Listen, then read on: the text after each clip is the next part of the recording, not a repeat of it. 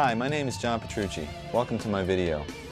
I'm going to be discussing and demonstrating various concepts, ideas, and approaches that have helped develop my style and sound. And hopefully you'll walk away with some insight on practicing and songwriting and developing your overall skills as a player. But before we start, let's make sure we're in tune. Here is my open A string. Get that in tune with your A string and then tune the rest of your guitar to that. I'll see you when you're done.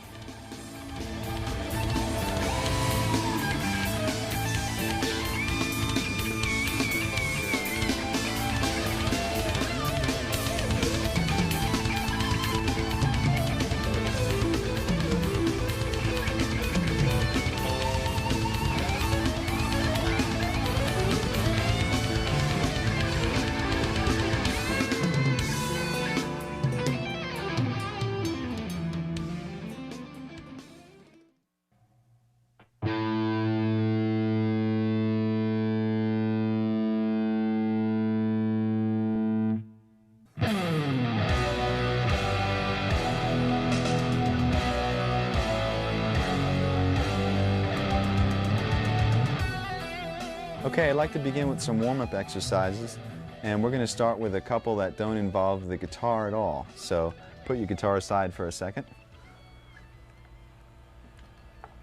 And what we're going to do here is we're going to stretch the muscles that basically are involved when you're playing guitar. And I really think this is essential to having a productive practice session or gig. And it's also essential to not hurting yourself and cramping up. And it's very similar to what an athlete would do before they went in to play a game or do some exercising.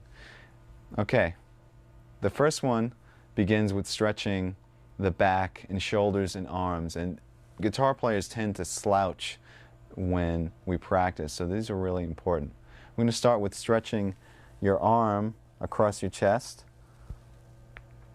Ooh, my arm just cracked, and yours might also. But you can feel it basically right through your back and your shoulder and your arm. And you should hold these stretches for about 10 seconds each. And then do the same thing with the other arm. Then after that, you can pull your elbow up over your head like this. And you can feel that stretch right through here and in through your back. And then once you do that, you can repeat these exercises as many times as possible. You can move on to your wrists. And we're going to start with stretching this part of the wrist by pulling your hand gently towards you. Don't pull too hard. You don't want to hurt yourself. Just feel it sort of warmly burn through here. Hold that for 10 seconds. And then do the opposite this way, and you can feel that burn through here. Don't pull too hard and don't crack your knuckles. You're just trying to stretch the wrist. The last stretch is your thumb, and what you're going to do is gently pull your thumb towards your arm this way, and you can feel the muscle stretch throughout here. And then repeat the same procedure with the other hand, and you can do this as many times as you feel necessary. And you should hold each stretch once again for 10 seconds each. Now let's move on to massages. Okay, basically when we massage the muscle, we're stimulating blood flow, and this type of thing you can do in between exercises or during a practice session. I even do this during a gig. So let me show you the areas that might be sore or cramped up. Basically starts with your shoulder muscles, the front of your shoulder, up in here, and use a pretty strong amount of pressure. You can use either your thumb or the heel of your hand or your fingertips. And then the outside of your forearm, this tends to cramp up a lot. And then your hand, and once again you can use your thumb, and you can massage through your palm by using pretty strong pressure. And you can also individually do your fingers like this, going all the way to the tips. And this is great, once again, in between exercises. It really helps to keep your hands limber and loose. And there are other simple things you can do, but just like rubbing one hand with the next and whatnot. And these type of exercises between the stretching and massaging should get you prepared to actually play the instrument. And the great thing about these is that you don't have to be playing. This could be as you're walking into a session, or if you have a couple of minutes before you go on stage or whatever. And it should help you have a more productive practice or gig, and also prevent injury, which is very important.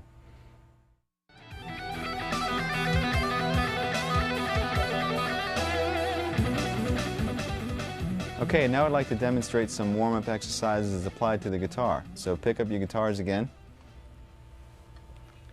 And basically what I'm going to show you is a few exercises concentrating on the stretching and independence of the left hand, and a few exercises concentrating on the freedom and accuracy of the right hand, and then we'll combine the two. Remember, the goal here is not to develop mega speed, but really just to warm up your hands and get them comfortable so later on we can accomplish some bigger tasks. So first let's work on the first left hand exercise.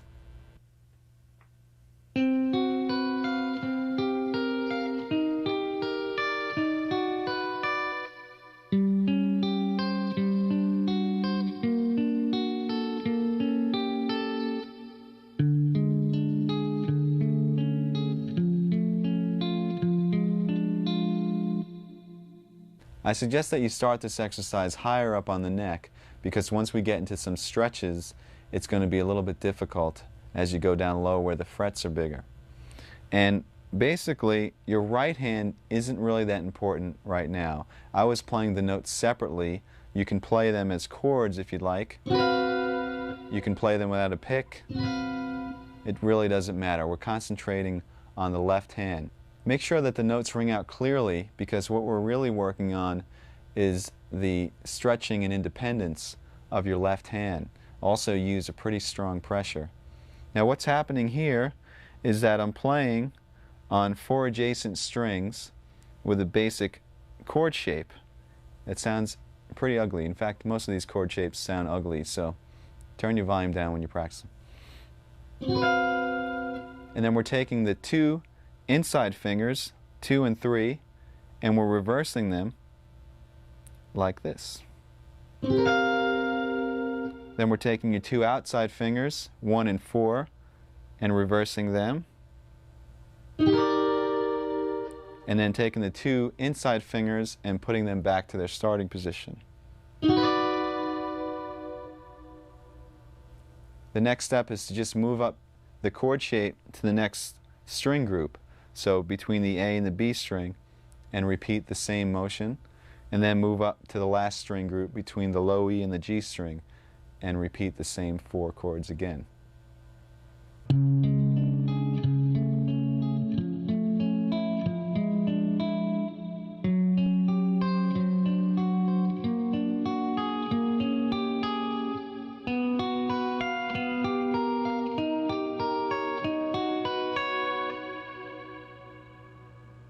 Okay, what I just played is the continuation of the first warm-up exercise. Basically, when you're through, you're going to have a sequence of stretches that continue down the neck. So this is considered part 2.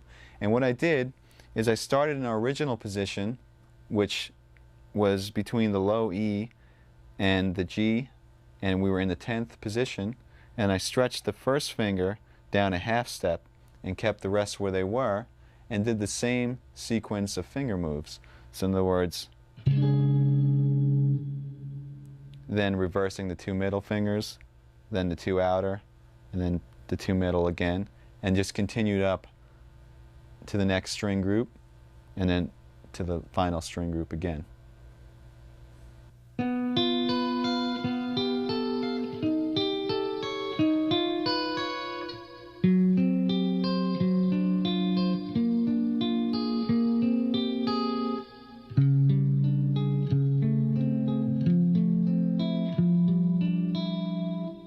Alright, that was part 3 of the exercise, and at the end of part 2 we ended up with this position between the first string groups.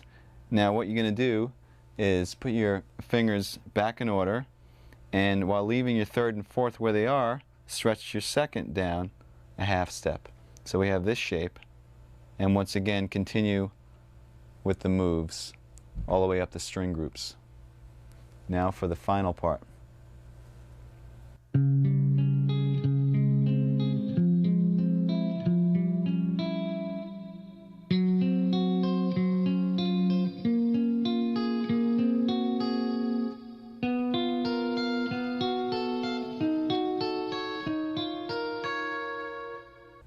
Okay, that was the final part, and if you haven't guessed already, what we did is we moved our third finger down a half step while keeping the pinky where it was.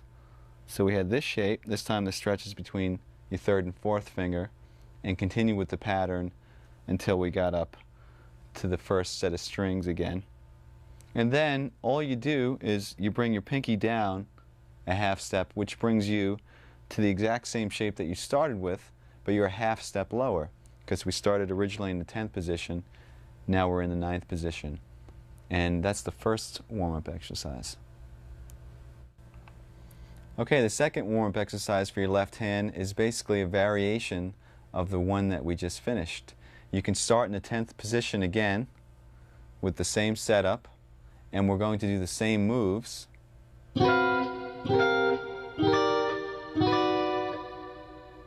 Except this time we're going to do some different stretches with the left hand. And by the way, you don't have to arpeggiate the notes, you can just strum the chords if you'd like.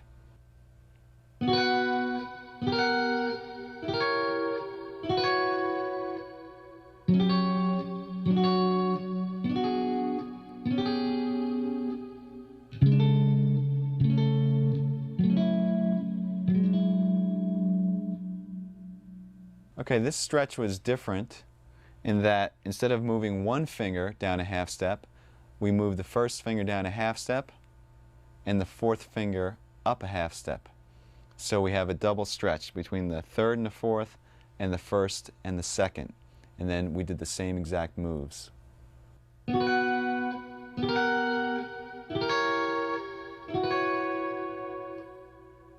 Okay, now we'll do the final variation on this exercise, and this involves yet a larger stretch.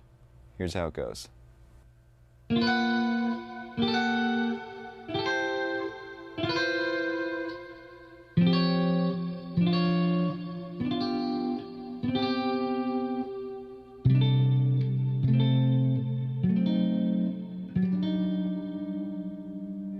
Alright, what we did here on the final variation is instead of just having a stretch between the first and second and the third and fourth, we have a half step stretch now between every finger. So you do that by moving your first finger down yet another half step, and then your second finger down a half step as well.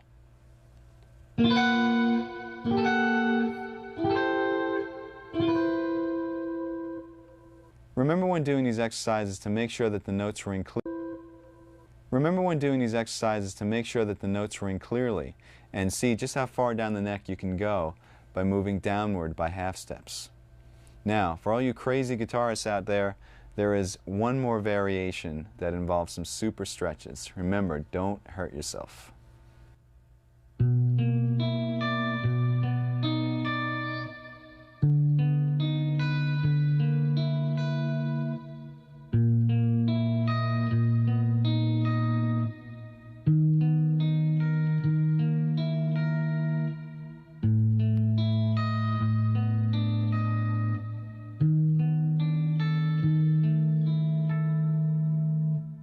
As you can see, I started out in a lower position, which made the final stretch a lot more difficult. Let me break it down for you now. With this exercise, instead of having all your fingers on adjacent strings, we start with the two middle fingers, 2 and 3, on the two middle strings, D and G, and your first and fourth fingers on the low and high E strings. And then you just continue with the same moves that we've been doing throughout.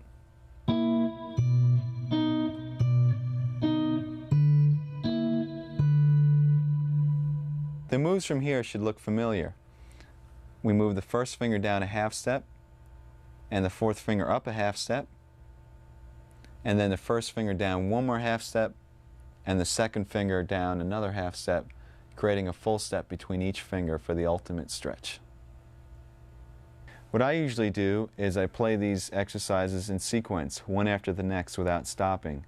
I start on the 12th or 10th fret and work my way down chromatically until I can't stretch anymore. Now let's turn our attention to right hand exercises, and you can give your left hand a rest.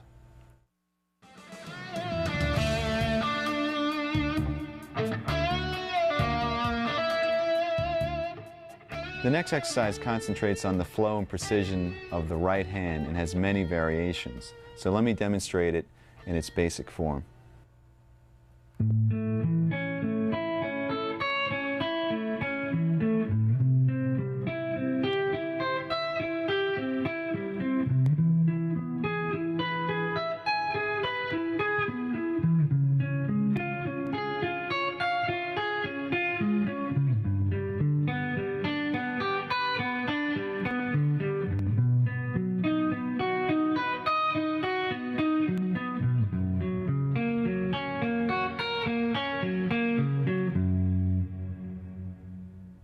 As you just heard, that exercise involved notes that were being arpeggiated intervallically. So let's talk about the left hand shapes that I was going through. It's based off of a major bar chord form with an added third, except you're playing the notes separately. And then we just sort of intervallically disperse those notes. Now that bar chord is moved up through a progression that doesn't make too much sense, but at least makes the exercise a little bit more interesting. It goes A major, C major, E major, C sharp major, G major, B major, and F sharp major. All right, now let me show you the pattern that we're doing throughout the chord or arpeggio. We're starting on the root, we're skipping a string, and going to the next note in the arpeggio. Then you're going to the second note of the arpeggio, in this case which is E, skipping a string again. Then to the third note of the arpeggio, the fourth. So we have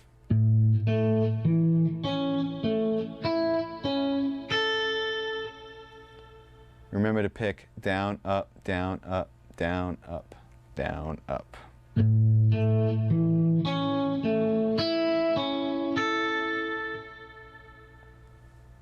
To descend, you start on the added third, which is C sharp on the E string, and skip down to the G string. Then up to the B and skip down to the D.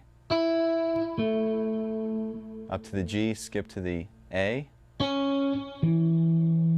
Up to the D string and skip to the E.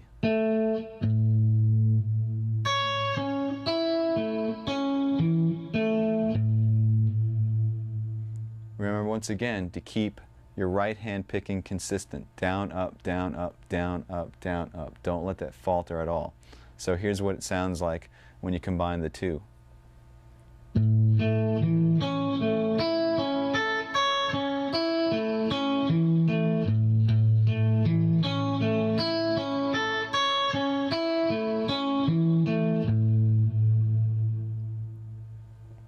And then from there, just go through the sequence of chords that I outlined earlier, and you have the entire exercise. Okay, now that you know the initial exercise, all the variations involve the right hand, and we're going to concentrate on our picking. First of all, instead of starting with a downstroke and using down, up, down, up, down, up, do the same exercise starting on an upstroke and consistently playing up, down, up, down, up, down throughout the entire exercise. That's going to look like this.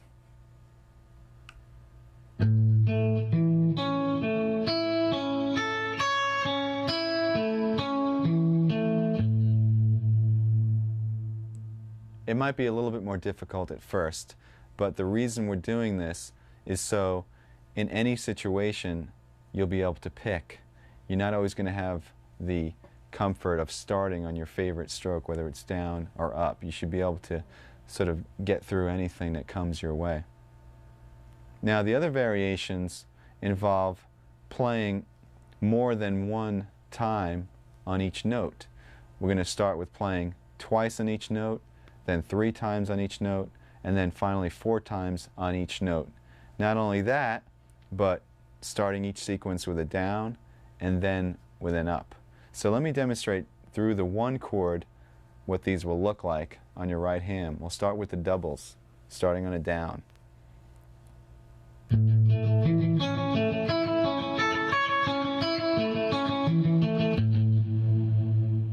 Then double starting with an up.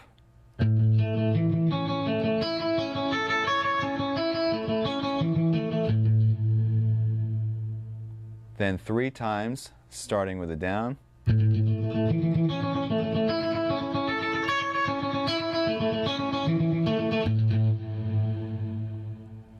Three times starting with an up.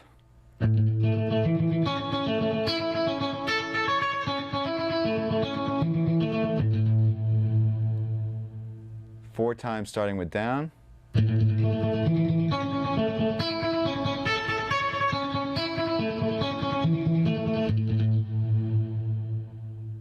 And finally 4 times starting with an up stroke.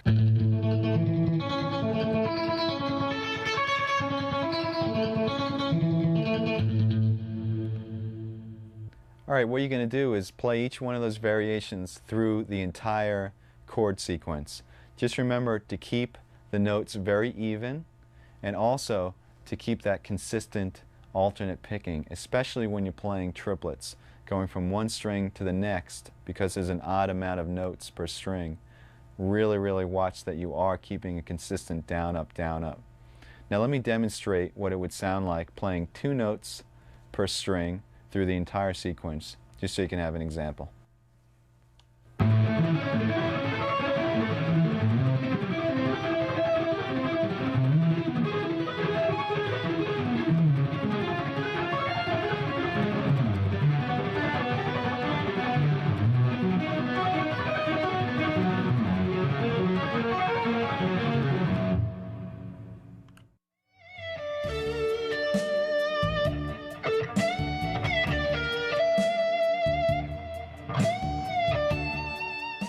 I basically have technique broken down into 4 categories. 1 is scalar or linear examples, 2 is arpeggiated examples, 3 is left hand or legato playing, and 4 is sweep picking.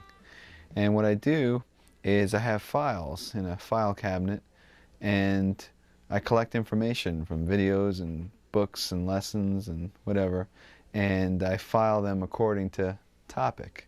If it's an arpeggio thing that I learned from a magazine, I rip it out and stick it into the arpeggio section. And then when it comes time to practice, instead of saying, oh, there's millions of things, how am I going to practice all this stuff? Basically, I make a master list of what's in all those files, and that list changes from day to day. You constantly add to it. And you sit down and you basically customize a practice session. So let's say you have about 2 hours to practice. I personally have 4 categories, so I'd pick one item from each one of those categories and practice that item for a half hour. Move on to the next, practice that for a half hour. And then by the time I'm done after 2 hours, I've covered the entire topic of technique.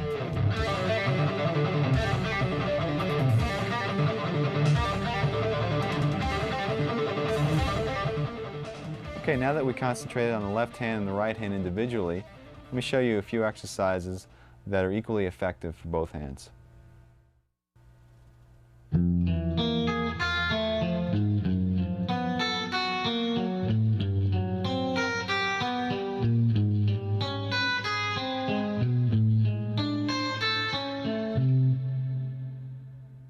Okay, this exercise starts with your first finger on the low E string on the first fret in the first position, skips over the A string, goes with your second finger on the D string on the note E, and then your third finger on the G string on the note B flat, and your fourth finger on the high E string on the note A flat. And your right hand is picking, once again, down, up, down, up.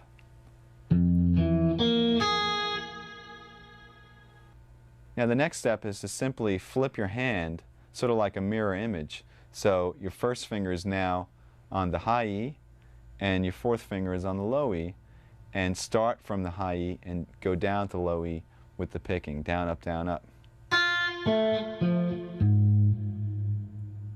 And combine the two.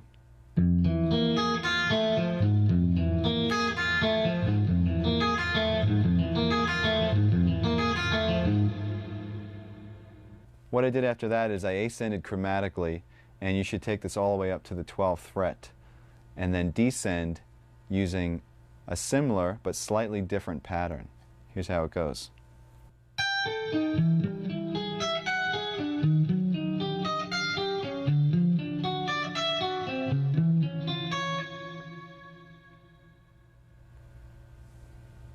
Okay, all I did there is instead of starting on the first finger and ascending 1, 2, 3, 4, we started on the pinky on the high E and descended 4, 3, 2, 1.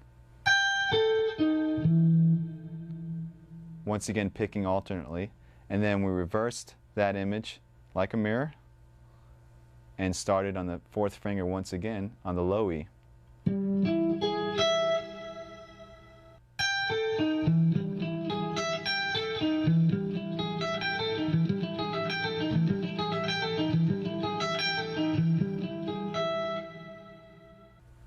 Alright, since this exercise involves alternate picking through string skips, make sure that your right hand picking is very accurate and that you keep your pick close to the strings so you don't hit the string that you're actually skipping.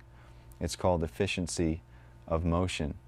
Now, you should also practice the same exact exercise starting on an upstroke as well to make sure that you're ambidextrous.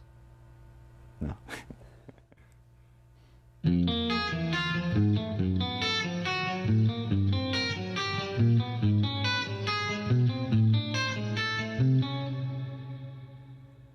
That was a slight variation on the exercise that we just did. Instead of playing the notes in order, 1, 2, 3, 4, I'm playing 1, 3, 4, 2, 1, 3, 4, 2.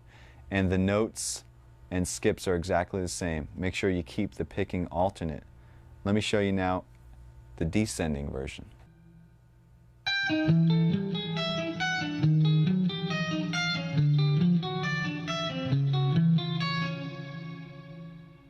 Alright, that was another slight variation, this time on the descending pattern. Instead of playing 4, 3, 2, 1, you play 4, 2, 1, 3, 4, 2, 1, 3, and continue that pattern down the neck chromatically. Remember to keep your picking alternate the entire time. And that will wrap up our warm-up exercises. I usually play these type of exercises, some more difficult practicing or a gig or whatever, and it usually helps to get both hands acclimated to the guitar, especially when you're cold. So have fun and make sure you warm up.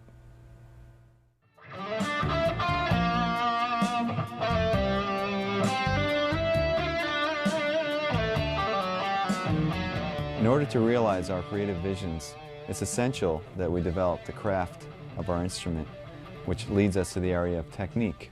I'm going to show you a whole bunch of different exercises that concentrate on developing speed and accuracy. Now for me, the most effective tool for developing these areas is the metronome. Whether that metronome is a simple click or a drum machine or sequencer isn't important. The important thing is that there's a steady and even pulse. Now practicing and playing to a metronome will help you to play accurately at any speed and also show you how to subdivide the beat any which way that you want. Now the first exercise involves a very familiar looking shape. It's based off of an A major scale in the 4th position, 2 octaves. So let me show you that fingering first.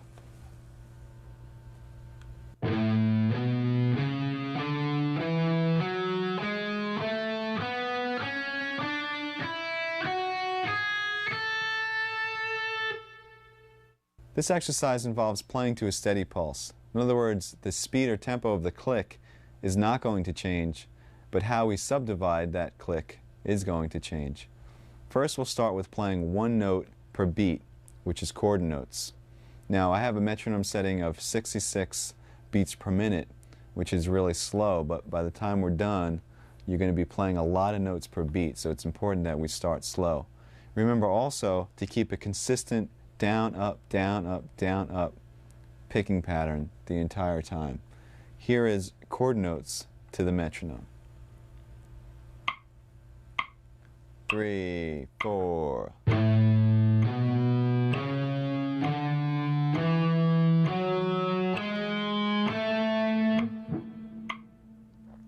Now when you're playing this, remember, it might seem easy, but really concentrate getting even spacing between all those notes. It's actually more difficult when you have a lot of space in between the clicks. Now let me demonstrate eighth notes to the metronome.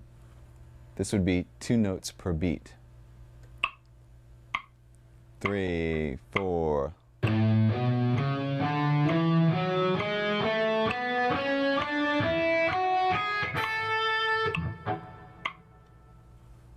And now triplets, which is 3 notes to the beat. 3, 4.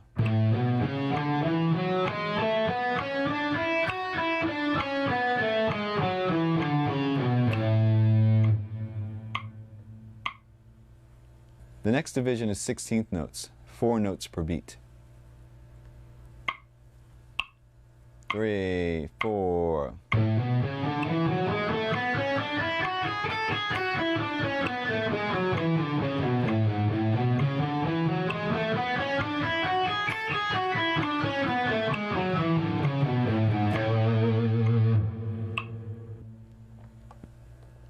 Now we're getting a bit faster. The next division is 6 notes per beat, or 16th note triplets.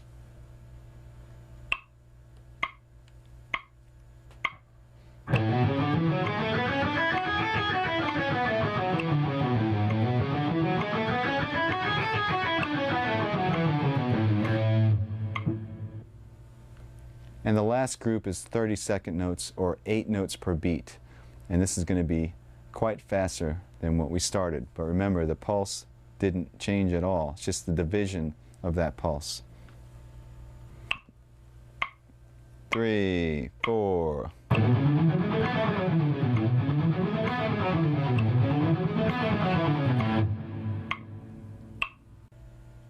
Okay, now that you're familiar with playing to a metronome and subdividing the beats, I'd like to show you how to increase your speed. And what we're going to do here is we're going to develop accuracy at high speeds. The basic concept is you start with a slow tempo on the metronome, play the exercise or example as many times until you've mastered it at that tempo, and then increase the metronome about 8 beats per minute, and then play the exercise over and over at that tempo, increase it, and so on until you get to your desired tempo. I'm going to demonstrate this with an exercise that uses chromatics, 4 fingers in a row, and they're played as 16th notes to the metronome. Let me show you the exercise first, then I'll show you how to develop the speed.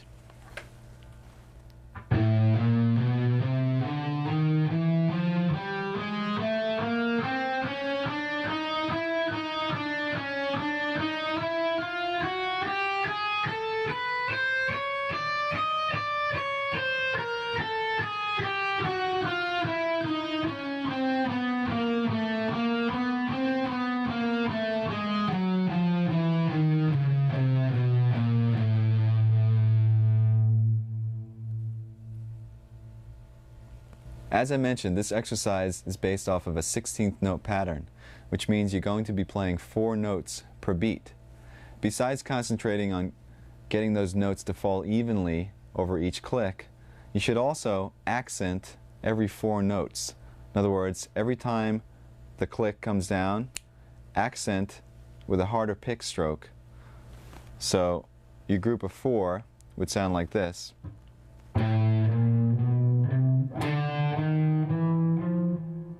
Etc., etc. And what this is going to enable you to do is when you get faster and faster, that accent will be your reference point. In other words, at a slow tempo, your accent might just sound like,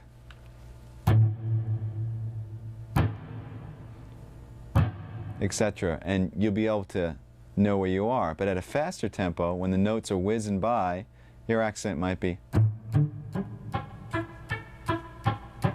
In other words.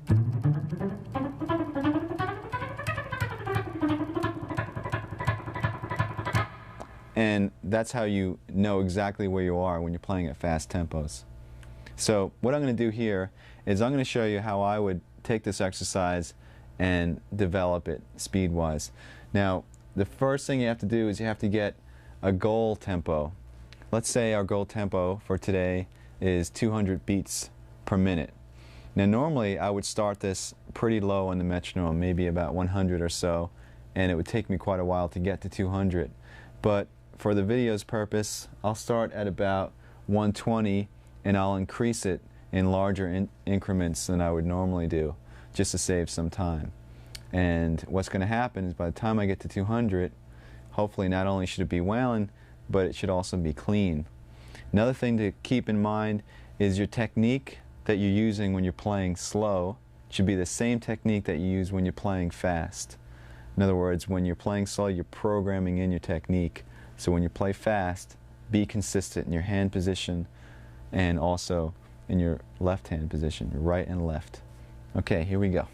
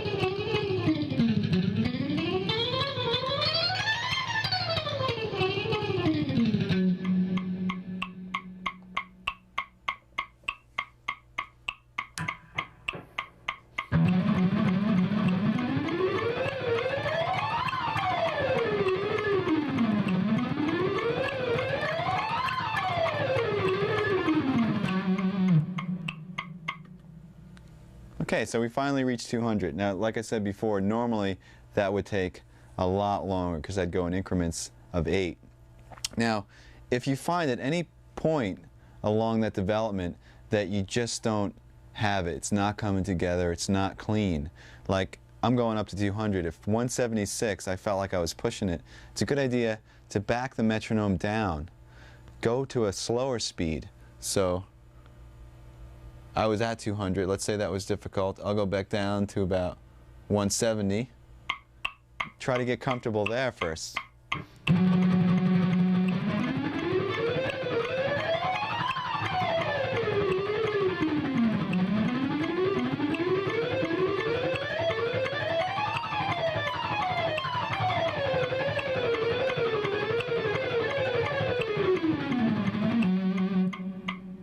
And then go back up to 200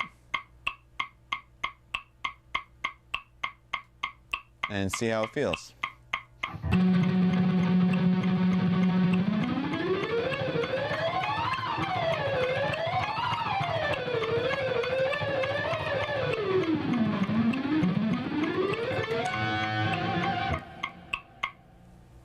On a similar note, if you reach this desired speed that you're going to and you still want to push the envelope a little further, what you can do is, let's say you want to hit 208 now.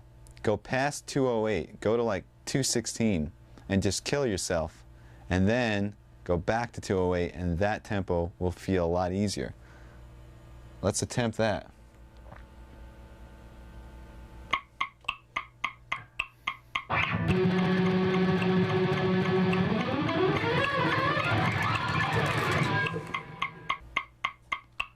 That was very difficult. Let's go back down to 208 and see if it's any easier now.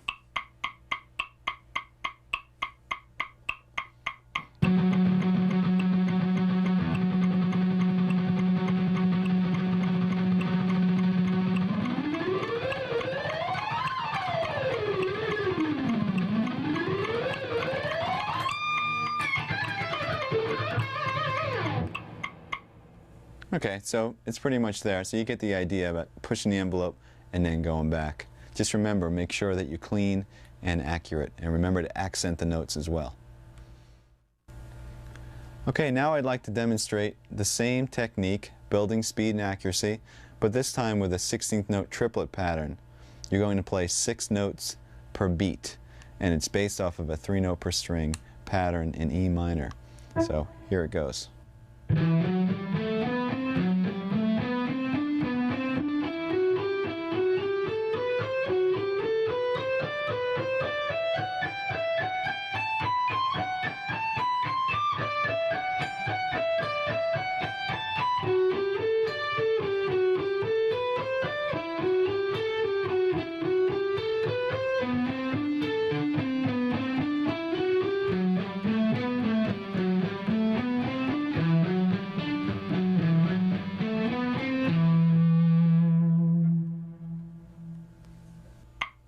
One, two, three, four.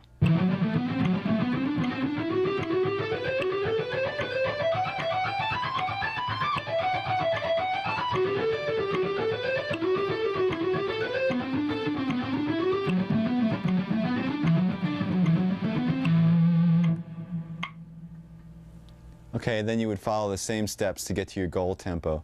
Let's say your goal tempo in this case is about 126. Let's hear what it sounds like at that tempo. 1, 2, 3, 4.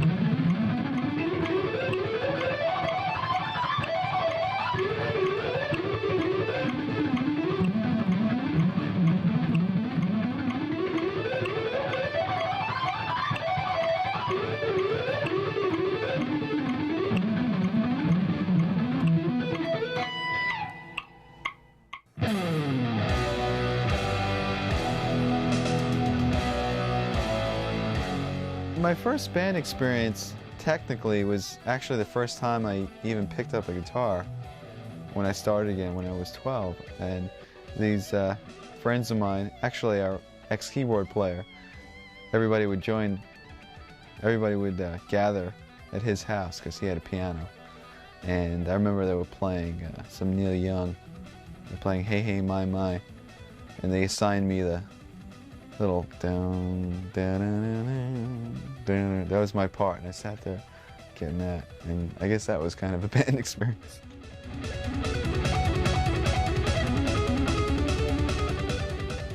Another good way to develop speed is to work on what I call fragments or segments.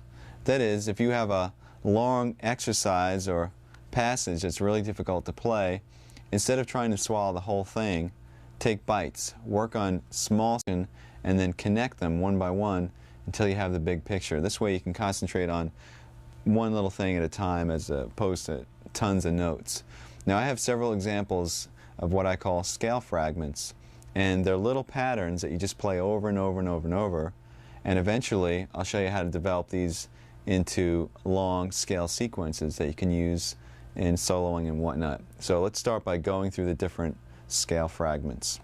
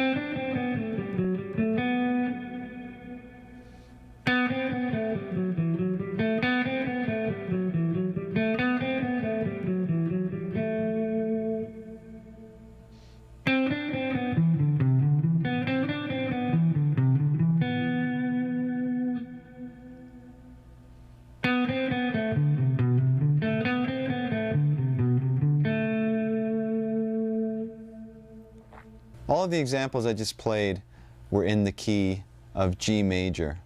You can play these anywhere on the neck between any two strings. It doesn't really matter. You can practice them chromatically, meaning if you were playing this one,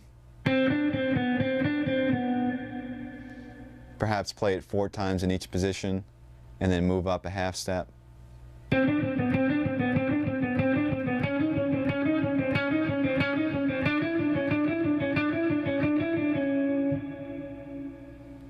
Or you can pick a key and play them diatonically.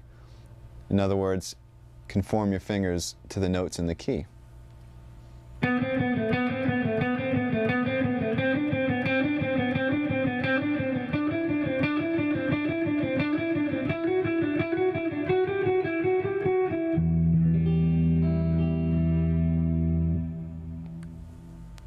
You can practice these scale fragments with the metronome, as we discussed, or there's a couple of other ways to develop speed. First way involves playing the exercise over and over and over, but starting in a slow tempo and gradually increasing the speed and then bringing it back down to a slow tempo. So you're almost like revving, you're almost revving your playing. And as you do this, as you play faster, you can also vary the degree of dynamics that you pick with. You can pick harder or softer. It's a really good way to develop the speed. Here's an example.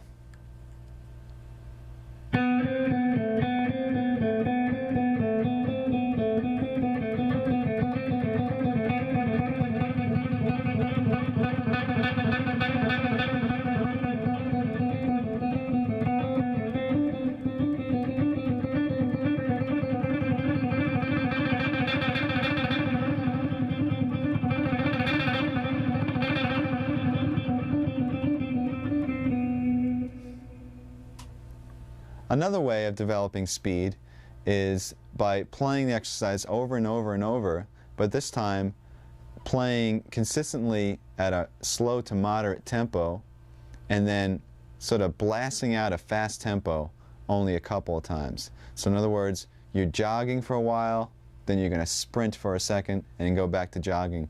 This is a way to build stamina as well as speed. It sounds like this.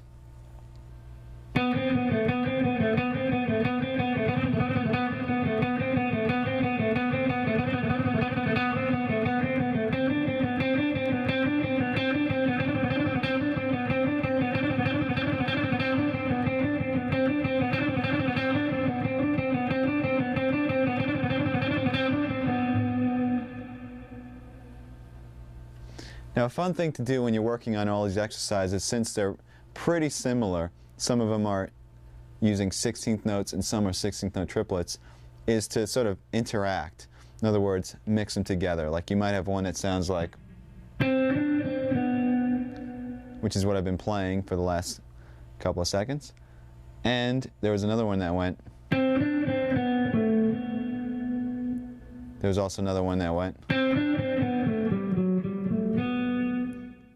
Try combining some of these exercises randomly and use your imagination. It might sound something like this.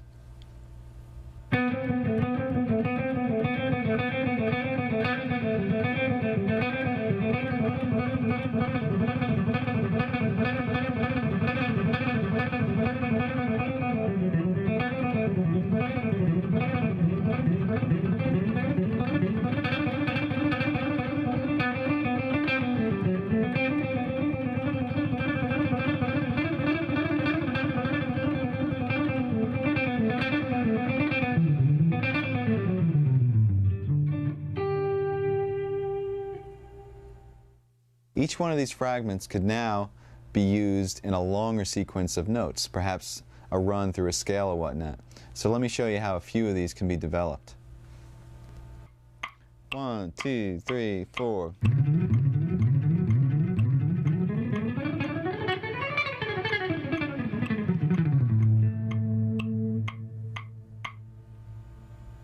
You should recognize the first part of that as the 3-note per string fragment that we did before. Except I transposed it to the key of A and played it through an A major scale.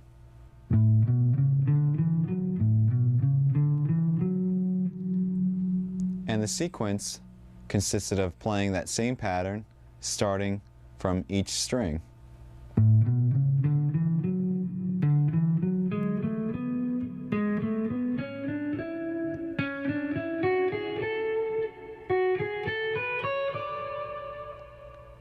And then using the descending pattern to do the same thing.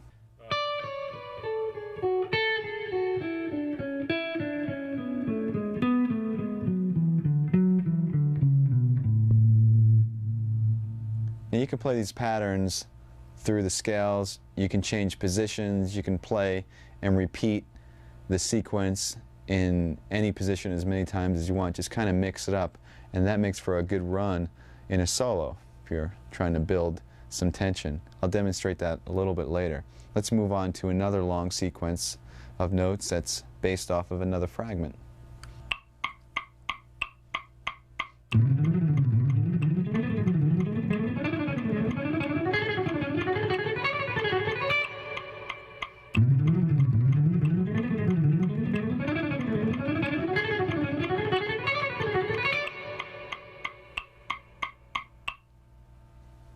And here's the descending version of that.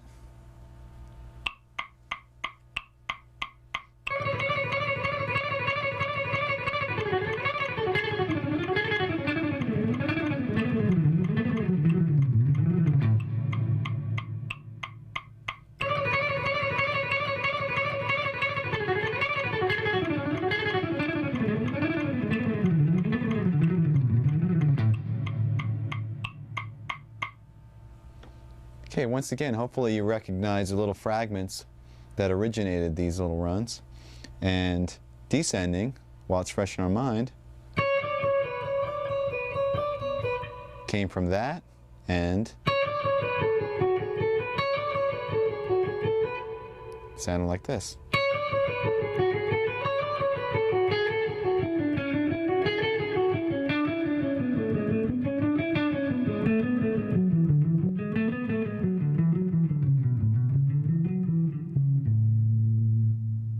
And ascending was pretty much the same thing, except starting on the first finger. It also has a little bit of the triplet in there. But we're just arranging the notes so that it works out to be a 16th note pattern.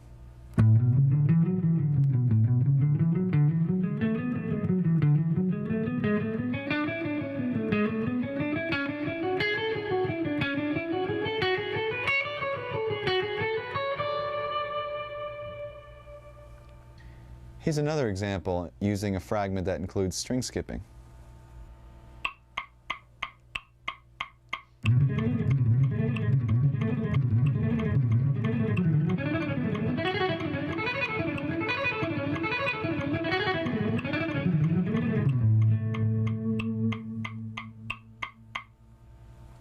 Now with this one, instead of moving up the neck, playing 3 notes per string, I stayed in the same position because it facilitates skipping strings without having to do any position changes. So instead of having to go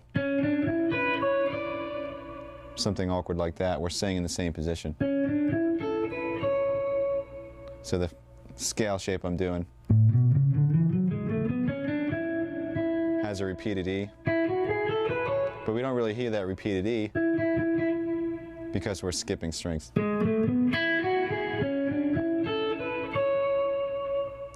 Here's the pattern slow.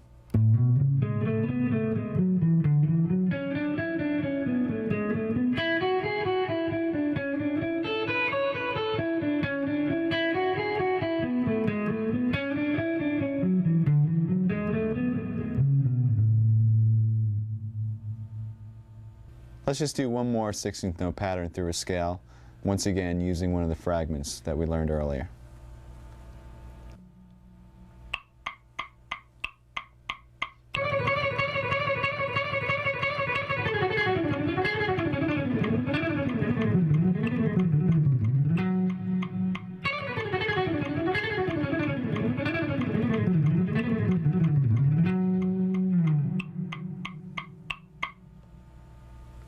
Here it is slow. See if you can recognize the fragments in this one.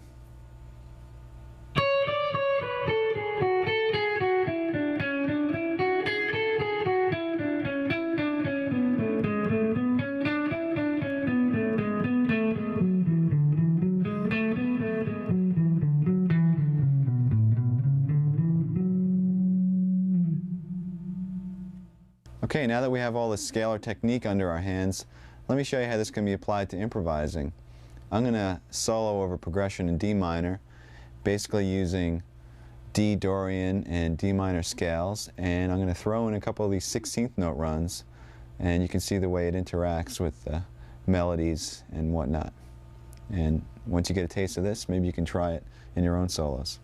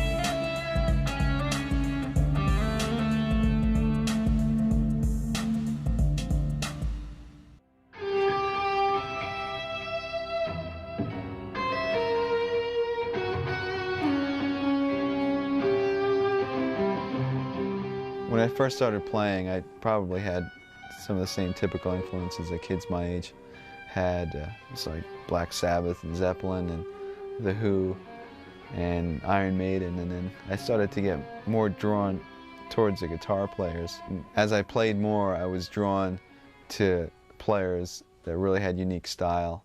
I was really into Rush and Alex Lifeson and Steve Howe with Yes, Randy Rhoads, and then I finally discovered Steve Morse, and my life changed.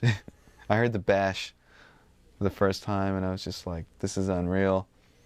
Got every Dregs album, and started getting into Steve and the Dregs, and Al Di Meola and Alan Holdsworth. I had a similar experience hearing Stevie Ray Vaughan for the first time, like just blown away.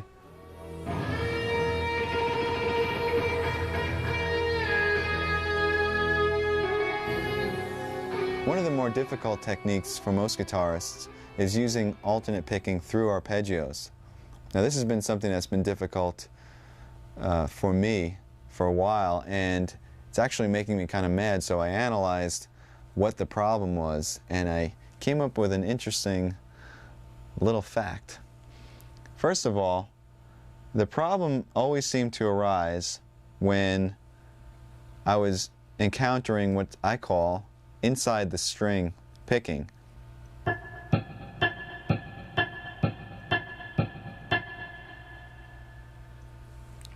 that to me is really difficult because it seems like your pick is kind of trapped in between these two strings, as opposed to playing on the outside of the strings like this, where it feels like you have a bit more freedom of motion. To experiment and see if this is a problem for you, I suggest playing two notes on adjacent strings, let's say A on the G string and D on the B string, and first try picking them starting with a downstroke and then with an upstroke. And let's see how that feels. Try it at various tempos, see how fast you can get it.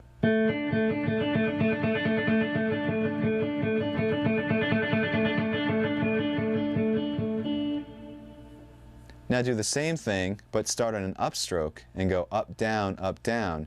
You're going to encounter that inside of the string picking phenomena. Let's try that.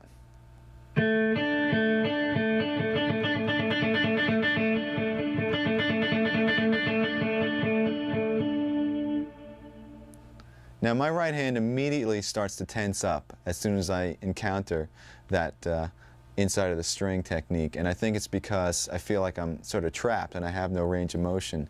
This is usually a problem for most guitar players. Some guys have this taken care of, and we'll have to shoot them all. But anyway, how do you practice this? How do you get around this? Well, very simply, you just practice the motion that you're having a problem with.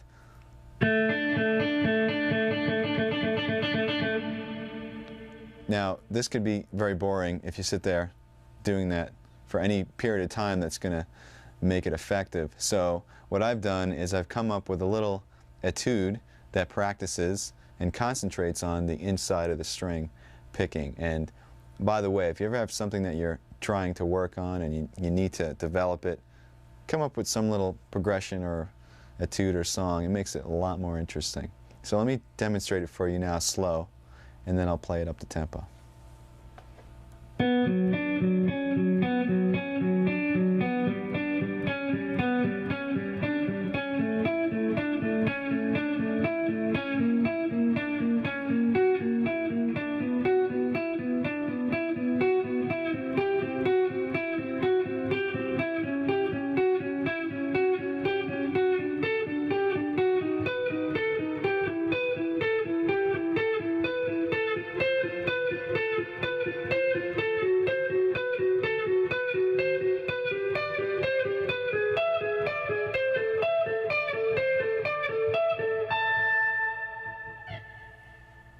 Now I'm going to demonstrate this up to speed with the metronome.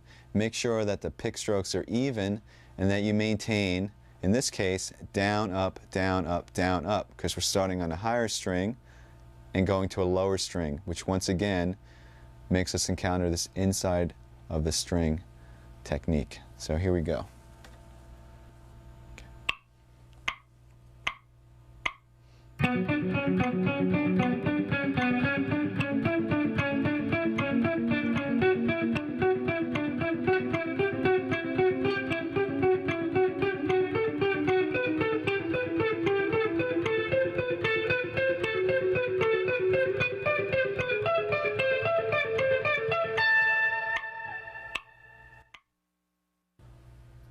Now that exercise specifically narrows down the problem and concentrates only on that problem. But the thing is, you're going to encounter this picking hang-up through an arpeggio. In other words, some part of the arpeggio you'll have no problem playing, and other parts you might have this inside of the string thing. Let me demonstrate on a major arpeggio. If I play G major in the 7th position, I have down, up, down, up. Now the initial down, up isn't a problem. Either is the next down. But it's when you go to the D on the G string, you have the inside of the string picking down, up. So in order to play that quickly, you're going to have to overcome that little problem right there.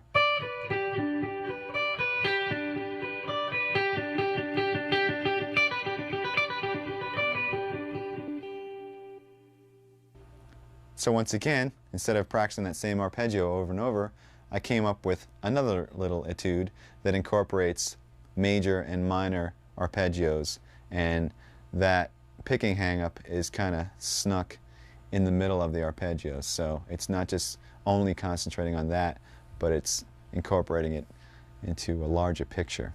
Here it is slow.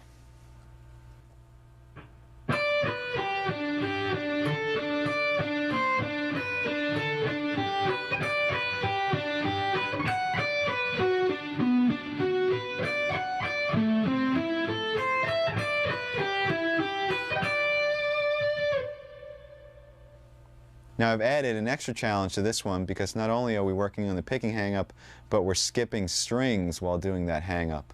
Let me show you where that happens.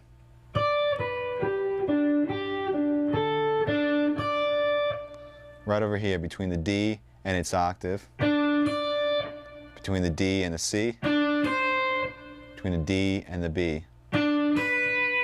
You're playing up, down, and also trying not to hit the B string while you're at it.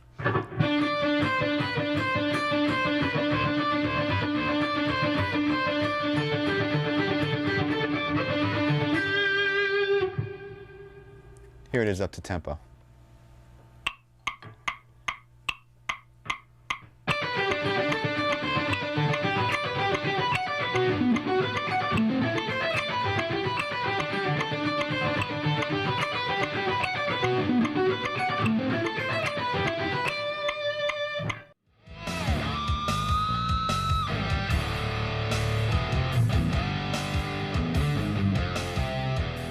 I first picked up the guitar when I was 12, and I didn't take any formal lessons. I took music theory my last 2 years in high school, so I had 2 years of that, and I went to Berkeley right out of high school. A couple of times I had some scattered lessons before Berkeley. I took a few lessons to try to prepare myself, and I remember going to group classes with a friend of mine, but I never really took any formal continuous lessons. By the time I went to Berkeley, I had been working on technique and chops and stuff like that, and I had a couple of years of classical music theory. So when I came into Berkeley, all the things like arranging and sight singing and harmony and a jazz perspective, I had no clue. So I remember taking the placement and just getting in like level 1 of everything and starting from scratch.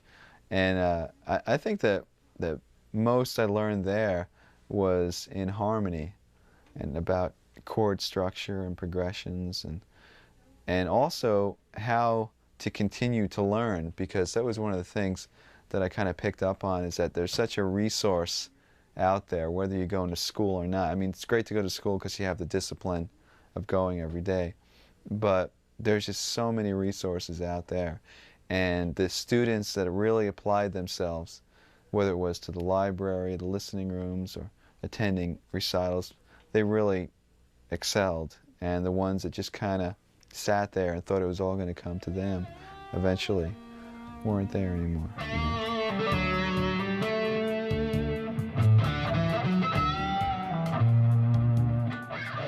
Now I'd like to concentrate on left-hand strength. What we're going to do is we're going to work on some scale fragments once again, but instead of picking them, we'll play them legato. In other words, we'll use all hammer-ons and pull-offs. And basically, I'm going to show you a couple of different patterns, and then I'll show you how to practice them. So let's start with the legato patterns.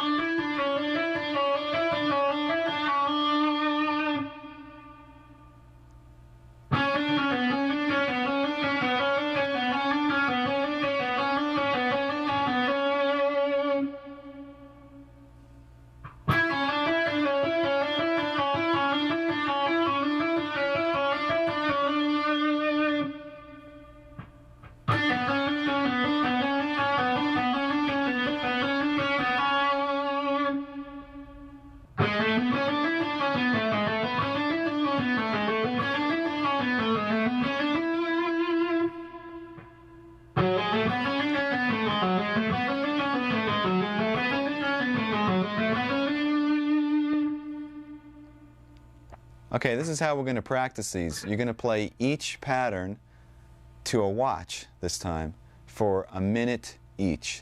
If you feel like you need more, you can do each for 2 minutes or 3 if you'd like. The idea is to not stop. Do one exercise into the next, a minute each. And you can play them at varying speeds. Just make sure that the notes are clean and that you're using complete legato technique. Now, with the last couple, notice I did pick, except I only picked when I was ascending from the D string to the G. Happened right over here.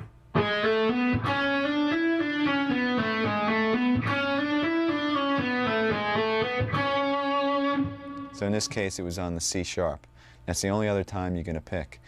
Also, when you practice these, you don't have to stay in the positions that I just showed. You can practice them on any string. You could stretch your fingers out. You can play them in any position, in any key, diatonically or chromatically. Let me demonstrate a little bit. Remember, 1 minute each without stopping.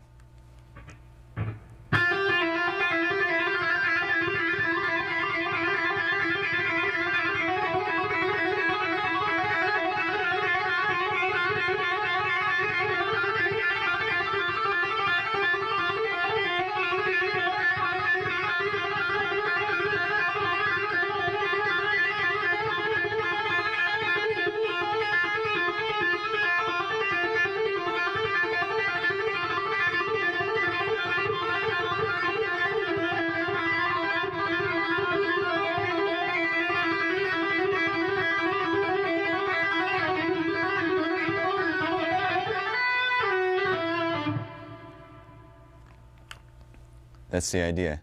Okay, once you get those all practiced, I suggest that you do our little massage thing that we talked about in the beginning, and also stretch your wrists, because it's time to take those fragments and put them into expanded sequences through scales using very little picking. Once again, this is called legato. Here's the first exercise.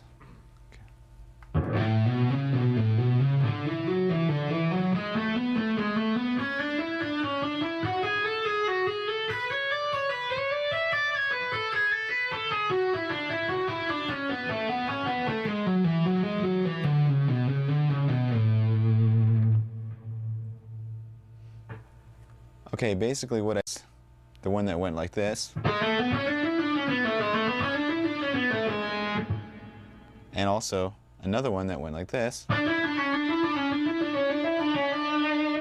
and combine them ascending through an A major scale.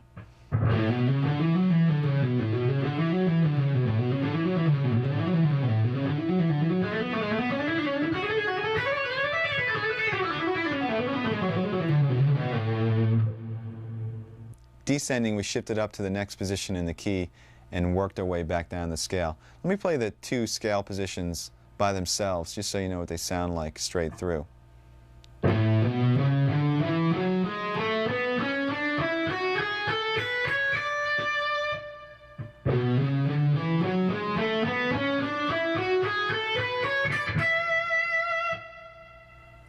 And you can practice that sequence between any two positions in any key, or even using nonsense patterns, just shifting up by half steps, maybe something like this.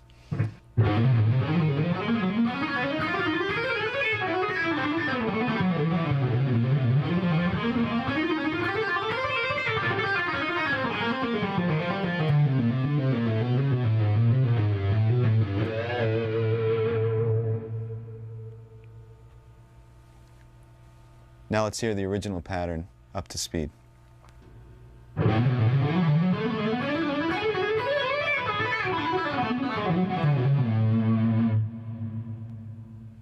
Here's one more legato example. This one is in the key of E minor, and it shifts positions quite a number of times. So practice it slowly and make sure that you get those position shifts clean and clear. This also involves some right hand tapping. Here it is slow.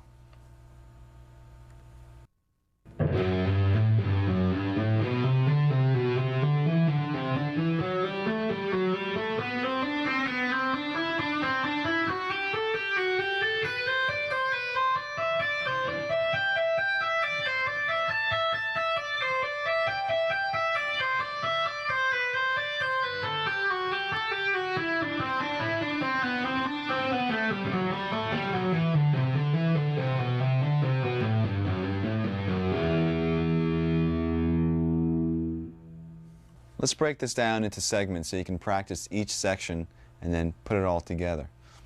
It's basically ascending in 3 octaves, and the pattern repeats. Here it is. So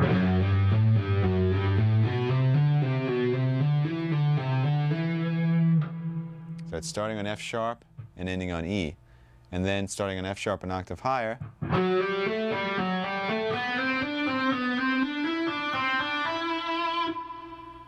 the exact same thing, and then 1 octave higher, starting on the B string.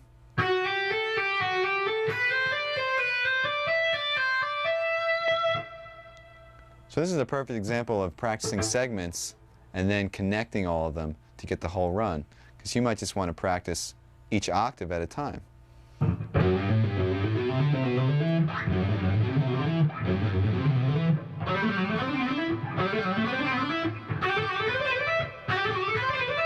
Then put it together.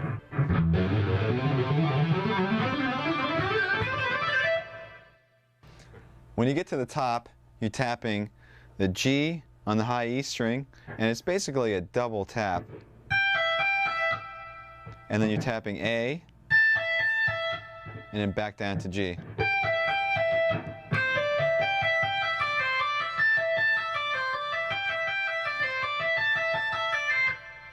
So you could practice that small fragment a few times and get that under your fingers.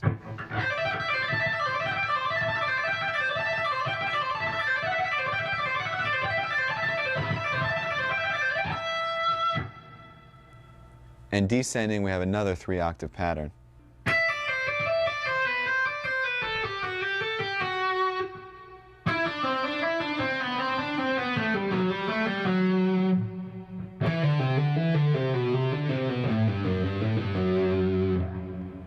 So you can practice each one of them as a fragment, just master that octave.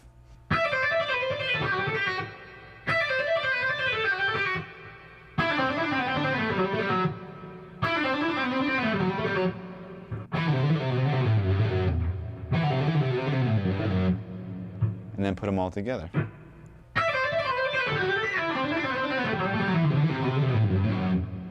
Now I'm going to play the whole thing, ascending and descending up to tempo.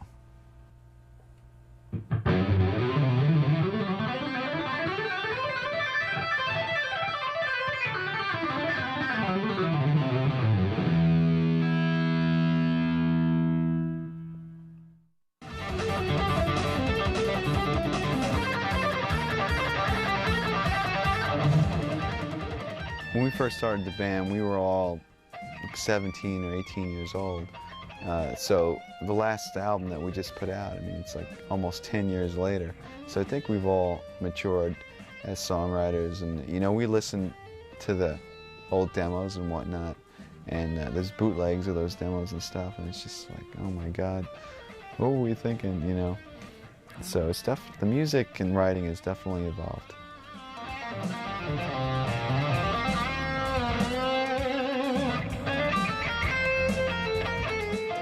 To wrap up the topic of technique, I'd like to introduce a different style of picking other than alternate.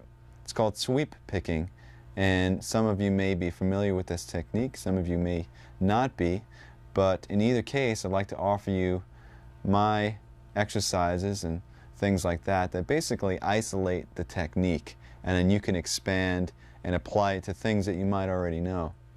Now, I usually apply sweep picking to arpeggios and not really to scalar examples. And I also use it in a way where it's sort of a weapon or a tool to execute a fast flurry of notes. Let me show you a couple of exercises that work on the technique.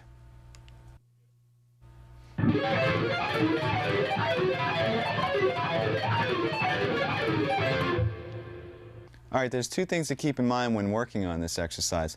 One of them is to separate the notes of the left hand. In other words, you're not playing chords, but you're separating the notes and playing arpeggios. And also, with the right hand, you want to separate the notes as well. In other words, don't strum them all together, but push down on the pick so it knocks into the next string, sort of falling from string to string. You don't want to make separate motions like this. You want to push the pick down, down, down, down, and then up, up, up, up, pushing against the strings. Now you can actually mute the strings and work on just the right hand.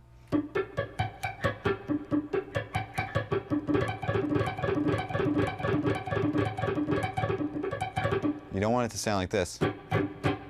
You want the separation. The left-hand pattern is very similar to some of the warm-up exercises we were doing. It involves 4-finger mirror type shapes. It starts 1, 2, 3, 4. Then reverse and go 1, 2, 3, 4 again, starting on the high E. Move up a half step and play 4, 3, 2, 1 from the D to the E string. Do the mirror image and play 4, 3, 2, 1 from the E to the D. Here it is again.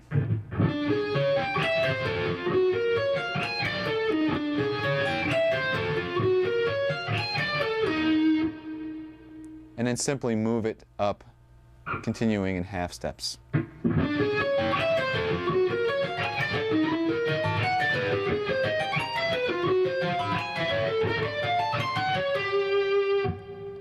You can also play this on different string groups if you want.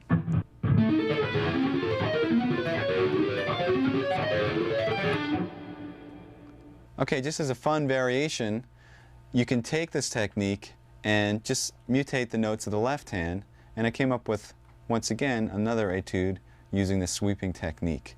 It goes like this.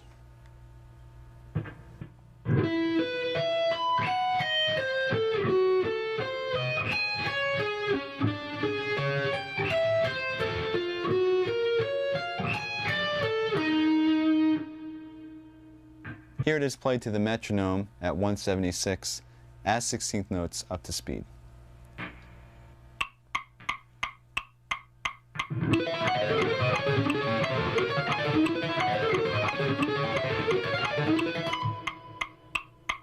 To break this down, we're using the exact same pattern as the exercise. In other words, 4 notes ascending and 4 notes descending, and then doing the same thing starting on the pinky, except I just changed the notes. We start on E, and we're playing a power chord, E, and then the 5th B, and then we're doubling that, E and B. And for the reverse, we're playing an A diminished 7th chord, starting on F sharp and descending to A. F sharp, E flat, C, and A. Then we're going down a minor third, and we're doing an F sharp diminished 7th. So we have F sharp, A, C natural, and E flat, which is actually the same thing as an A diminished 7th in another inversion. And for the reverse, we're playing a D flat power chord, which is D flat and the 5th A flat. But we're starting on the A flat and descending.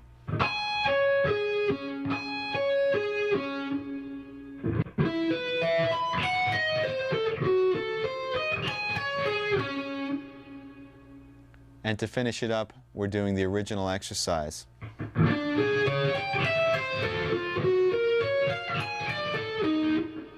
Which ends us up on E flat, a half step away, to start over again.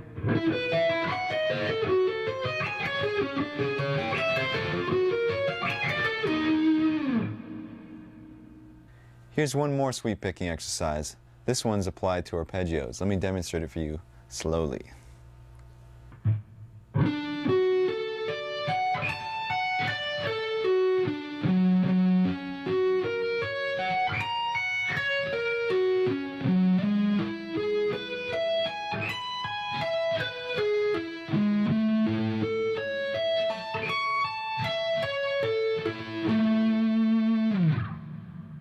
This pattern is based off a major arpeggio, so let's go through the different arpeggios and the chords that they come from.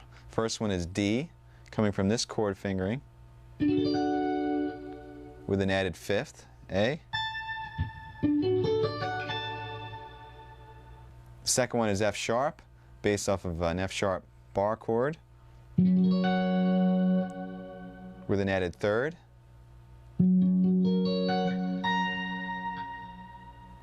The next one is E major, based off of this chord form, once again with an added 5th. And the last one is A major, based off of this bar chord with an added 3rd.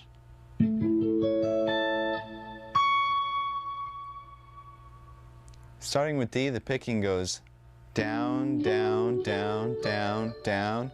When you get to the A, that's when you're going to reverse and play an upstroke and pull off to the F sharp. And then the rest of the arpeggio is descending using all upstrokes. Remember to separate the notes, you're not playing a chord. When you get to the next arpeggio, F sharp, you're still continuing with an up.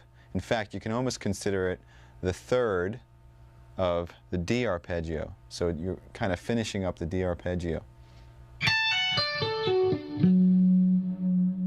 Because after that, we're going to repeat the F sharp and start with a downstroke and outline the F sharp major arpeggio.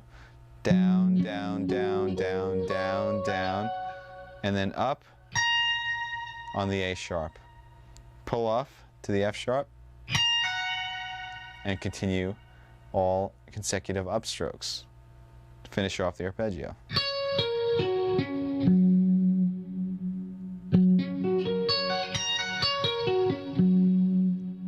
So from the D to the F sharp, it sounds like this.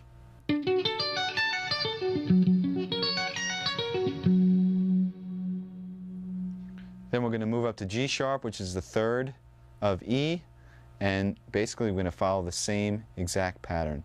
So starting with a down, reverse at the top where the fifth is, do a pull off and come back down using all ups. Repeat the third of the chord, which is G sharp, and then move up a half step and play the A major arpeggio the same way. And that's it. Here it is up to tempo.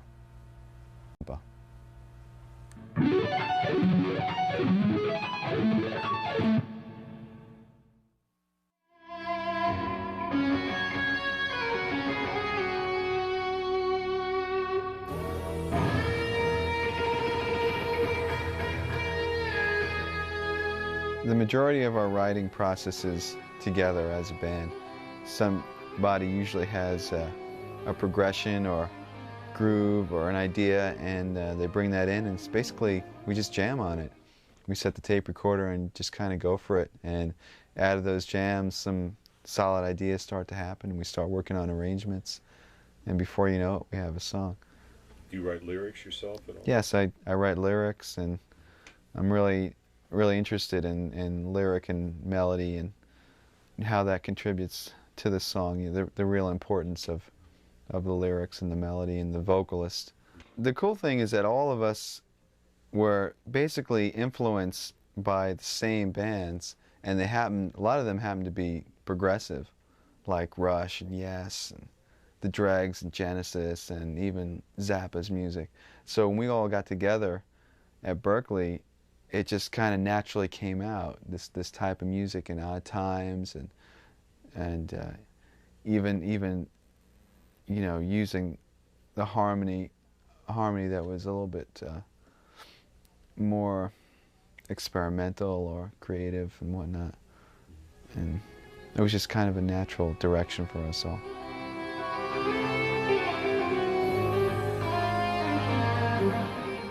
We've been focusing in a lot on developing techniques for soloing and chop building, but let's switch gears now and concentrate on building your chord vocabulary. What we're going to do is we're going to take the ever-faithful power chord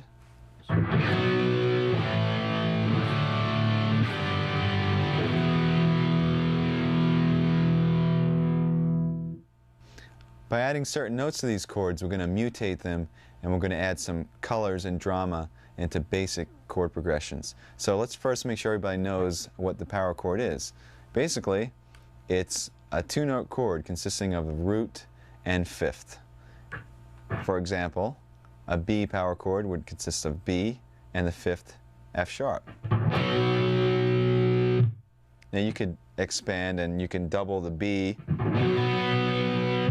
or you can put the fifth in the bass, which makes the chord sound even heavier, so the F sharp will be below the B. This is really effective.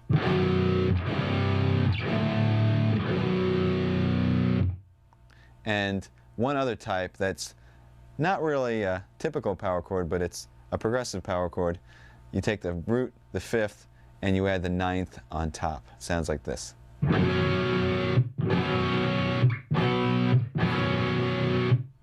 To explore this topic a little bit further, you have to understand two things. First of all, which notes can be added to the power chords, and second of all, how those notes affect the name of the chord and also the function of the chord in the progression. First of all, we have the root and fifth, what you see as an example. If we add an E or a third to that, we have a C major chord.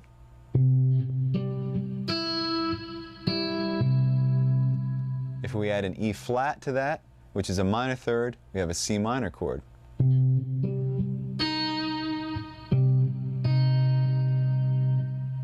If we add a second or ninth to that, we have what's called a suspended second chord. In this case, it would be a D.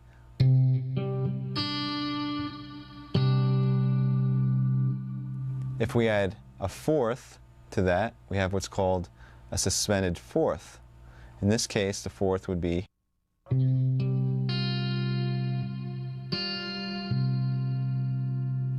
All of those chords added one note to the power chord and drastically changed the sound. Now let's go through some chords that add 2 notes.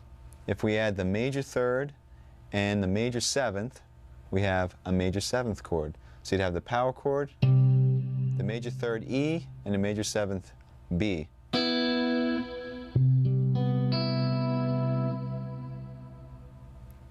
If we add the minor third and a flat seventh, we have a minor seventh chord. In this case, it would be an E flat and a B flat. Added to the power chord.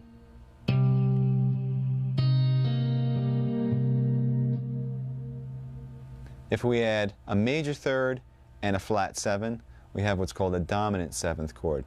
In this case, E is a major third, B flat is a flat 7th, added to the power chord.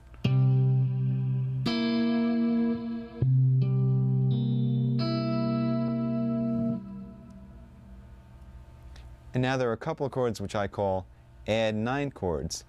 What they are major and minor chords, so we're going to have a major and minor third added, and on top of that, the 9th as well. A major add 9 would add a major third E and a 9 D.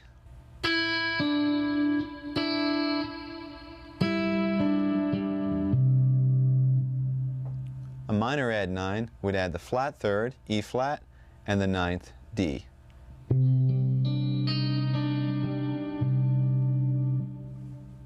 Now let's talk about how the 11th added to the power chord changes the name. We'll keep the major third and we'll add an 11th, and we end up with a major add 11th. Here's the power chord, here's the major third, here's the 11th.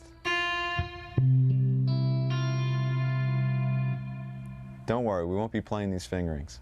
And the final chord is a minor 11th chord where we add 3 notes, the minor third, the flat 7, and also the 11th, which once again is F.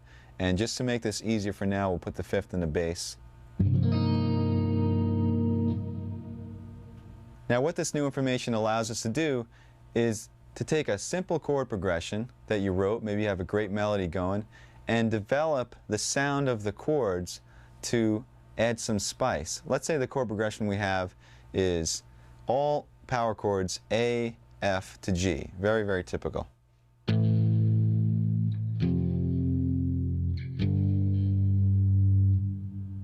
By adding some of these intervals and creating these more interesting chords, perhaps we can make it sound a little bit more interesting, or we can take it in a more dramatic direction. So I'll turn the A into an A minor add 9.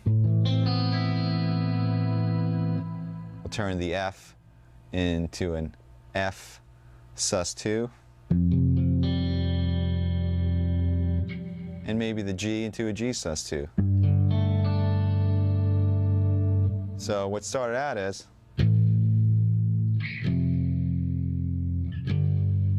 now sounds like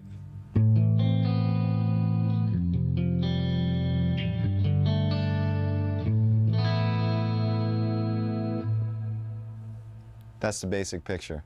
Now, unfortunately, when you're trying to play this stuff loud and heavy, it's going to sound pretty bad because of the dissonance of the intervals. I know you don't want to hear this, but I'll demonstrate.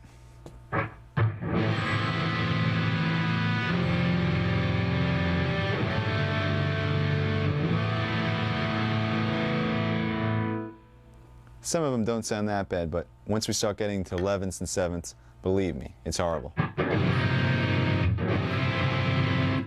People will cringe. So here's where orchestration comes into play. What we're going to do is we're going to divide the part up into 2 separate parts. And you can do this when you're recording, or you can do it in a band. If you have a bass and guitar, you can divide the parts up. Or if you have 2 guitar players or guitar and keyboards. The concept is one guy plays the power chord, or the root and the 5th, and the other guy plays the added tension. Sometimes it's either 1 note, sometimes it's 2, sometimes it's 3. So I have a couple of examples that demonstrate how, in our case, open strings added to power chords will create some interesting sounds. So let's go through the different chords we can create, and then we'll make a little song out of it.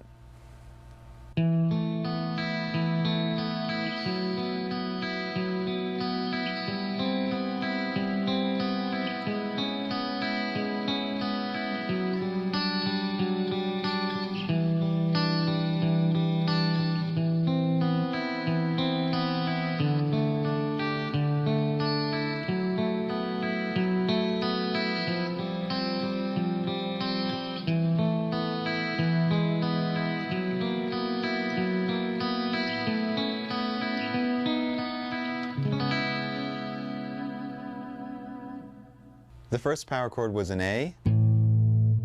We added a second to it, and it created an A suspended second. Second power chord was a B. We added a fourth to it, and we created a suspended fourth. The third power chord was a C. We added a major third and a major seven, and turns into a C major seven. The next power chord was a C sharp. We added a B and an E and created a C sharp minor seventh. The next power chord was a D with the fifth in the bass. We added on a major third and an 11 and created a major add 11 chord. The next chord was a C. We added on a D and an E, and we created a major add 9. The next chord was an A. We added on a C and a B, which is a minor third and a ninth, and we created a minor add 9 chord. Next chord was a G. We added on an A, and we created another suspended second, G sus 2. And the chord after that had F sharp by itself in the bass, and we added on a D, an A, and an E. So what we have created is a major chord with an added ninth, but the third is in the bass. Next chord was an F sharp. We added on an A, a B, and an E, and we created an F sharp minor 11 chord. Chord after that was an F. We added on a G, and we created an F sus 2.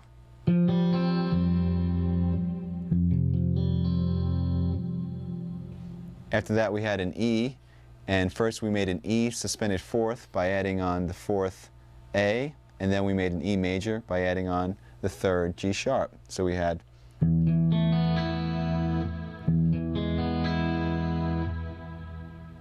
the next chord was an F sharp. We added on an A sharp, a B, and an E, and we came up with an F sharp 7 add 11. The chord after that was an A. We added on a B and a C sharp to create a major add 9. And the second to last chord was a B, and we added on a D sharp and an E to create a major with an added 11th. And we end the whole thing up on a C sharp minor 7. Okay, so I'd like to demonstrate with the sequencer what this sounds like with the two parts divided up. So I'll play with a heavy sound, the power chords, and the sequencer will play the picking part that I demonstrated before. And instead of having an ugly mess trying to play it all together with distortion, we have a nice collaboration of the two parts. And this is great when you're recording because you can add a lot of fidelity. You can have a great heavy sound underneath, and then with an acoustic or a super clean guitar you can do the picking, or that could be piano, whatever. It adds a lot of dimension to your writing. So let's hear what that sounds like.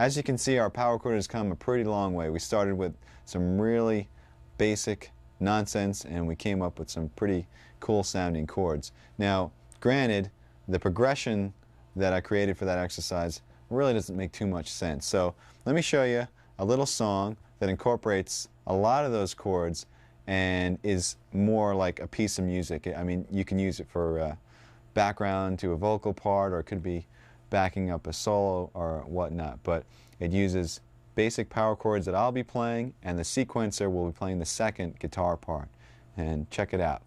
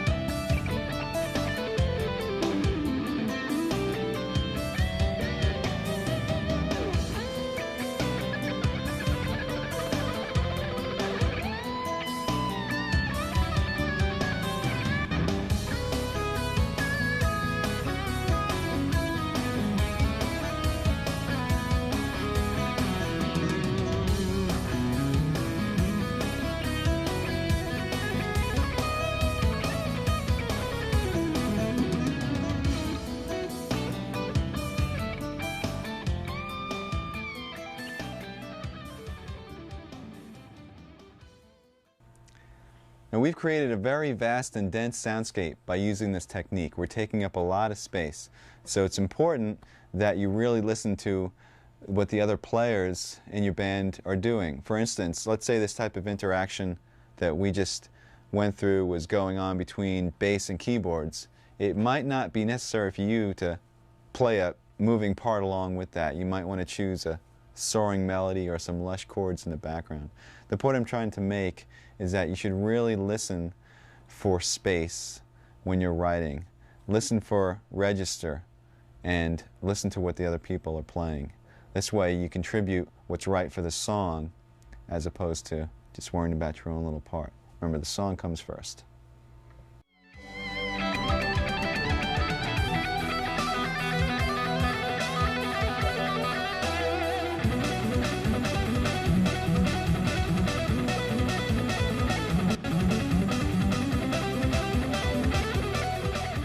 Yes, it is. This is my full-blown live setup, and I guess we should start with the guitars. These are the guitars I have on the road. They're all custom Ibanez guitars made of basswood, and as you can see, the paint jobs on 4 of them are really similar, and these paint jobs are by Dan Lawrence, who does some custom work for Ibanez.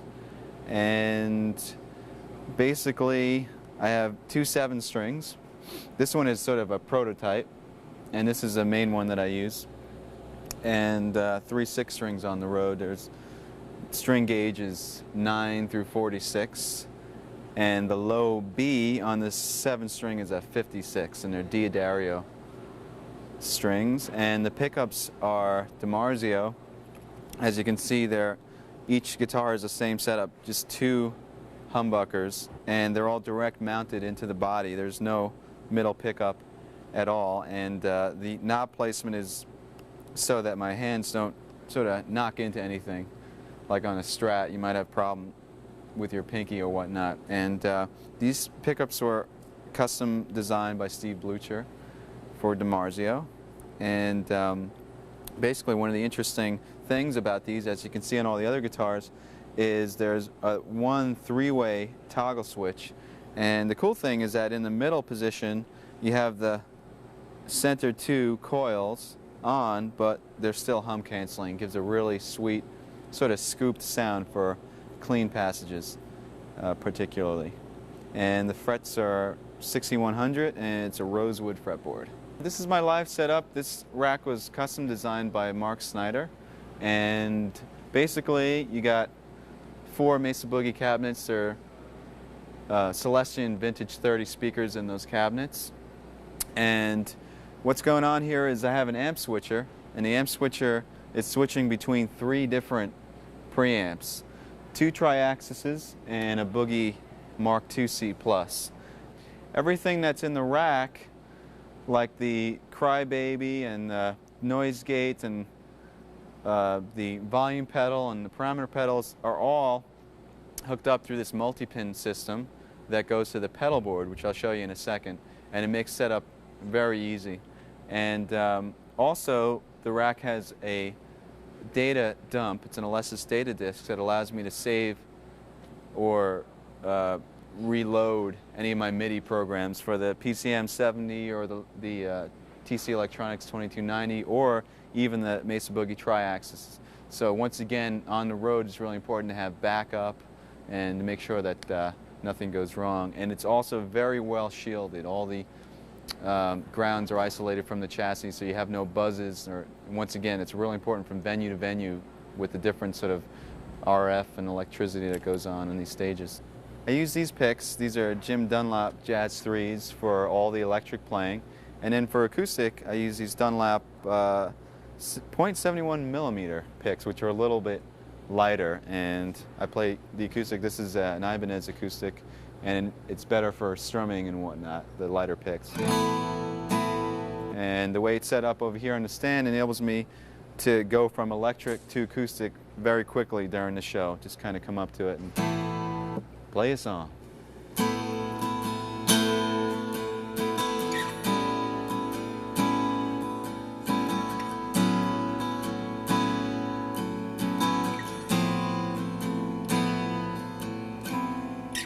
Okay, this is the pedal board that I use live, and this was custom designed by Mark Snyder. Once again, as you can see, here's the other end of the multi-pin that's coming in, and basically that has all your connections for the tuner and the Mesa Boogie Abacus pedal board, parameter pedal, a volume pedal, and a wah pedal, and that includes all the AC. Just one cable right to the rack and to the pedal board. And this is how I change my patches. Basically, each patch is designed so all your effects and amp switching and whatnot happens just with the press of one button. The cool thing about this rig is that it's very versatile. So not only do I have different patches for different sounds, let me demonstrate. You have a clean sound setting, different types of clean sound settings, like some with some cool delays.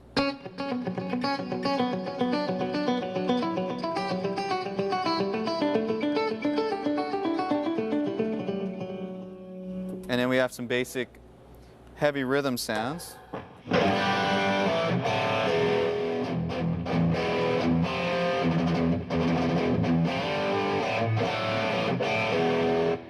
Some other rhythm sounds with different choruses and whatnot.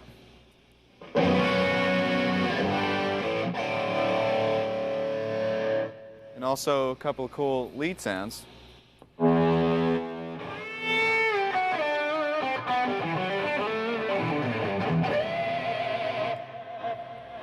One of the cool aspects about this pedal board is the real-time control over the parameters. In other words, I can control the parameters of the tri-axis to shape the sound as I'm playing, or I can control the effects parameters to maybe add some more delay or take delay out or reverbs or whatnot.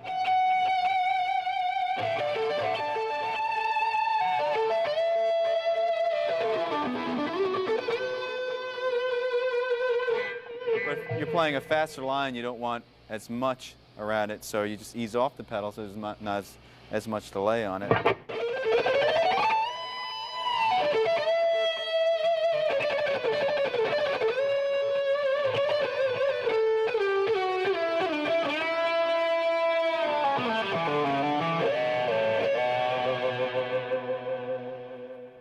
So you have full control over what you're playing. Well, there you have it. We covered a lot of ground in this video, and there's a lot of information to swallow. Just take your time and go through section by section and really try to get the most out of it. The best is to apply what you learn as well. I hope this has been inspiring and that you can use some of these ideas and approaches in your own playing and writing. And I had a great time doing this video. I hope to see you on tour. Bye-bye.